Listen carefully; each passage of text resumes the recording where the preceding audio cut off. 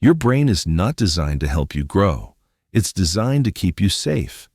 And that's exactly why it avoids hard things. Every time you try to work out, study, or build something meaningful, your brain quietly pulls you toward comfort. Not because you're lazy, not because you lack discipline, but because that's its job. You want to work out, you want to study, you want to build something meaningful.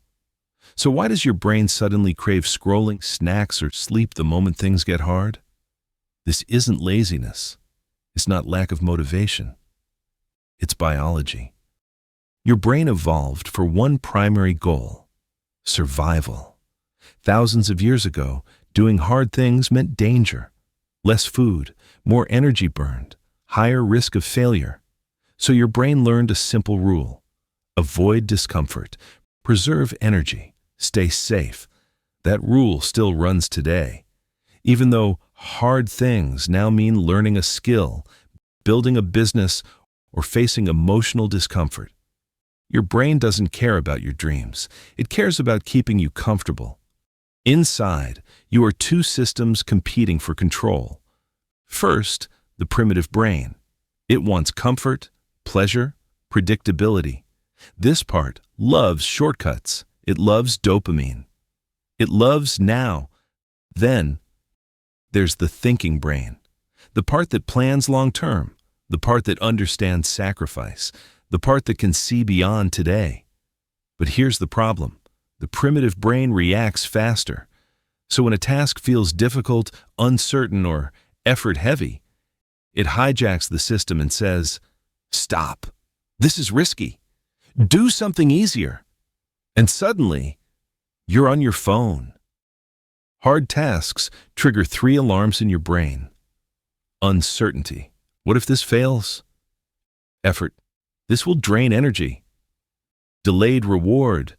There's no instant payoff. Your brain hates all 3. It would always rather choose something predictable, low effort, and instantly rewarding. That's why watching videos feels easier than creating one. Why planning feels safer than executing.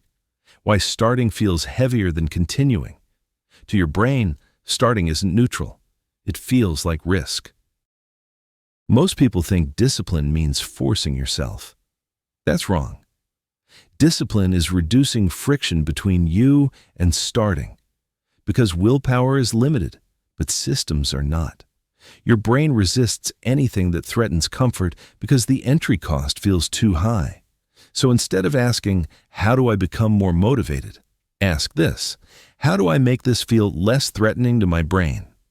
Here's how you work with your brain, not against it. 1. Shrink the task.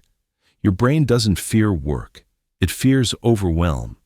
Don't say, "I'll work for 2 hours." Say, "I'll work for 5 minutes."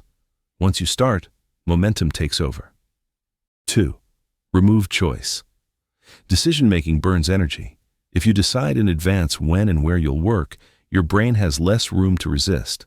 No debate, no negotiation. 3. Reward effort, not outcome. Your brain needs feedback. Reward yourself for showing up, not for being perfect.